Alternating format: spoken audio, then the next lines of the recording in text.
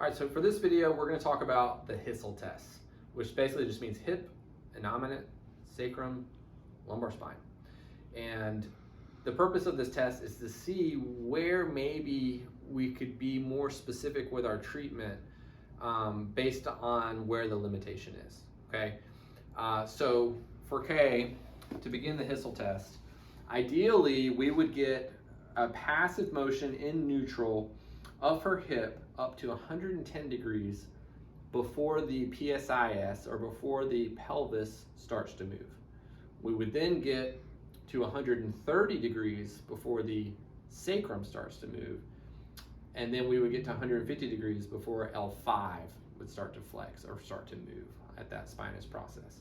So if I'm just coming up here and I put hand on the knee, I put my finger on the PSIS, and I bring her up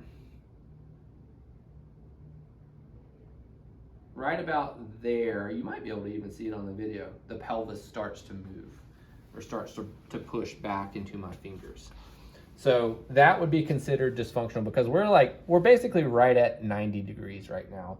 And it's actually not true, because whenever I isolate this to not allow her to just go into her default, which is external rotation, it's right here, like right as I'm approaching 90 degrees, that pelvis wants to start pushing back, or the PSIS wants to start pushing back into my finger.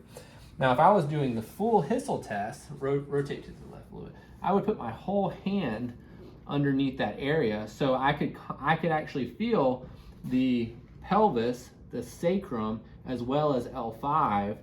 And because the hip's dysfunctional, I would stop there. But if the hip went to 110, let's say we got to 110, then I would feel how much further can it go before the sacrum starts to push down in my hand. And let's say that made it to 130 degrees, then how much further can the hip, pelvis, sacrum go before I start to feel L5 start to push into my hands, or that L5 spinous process, okay?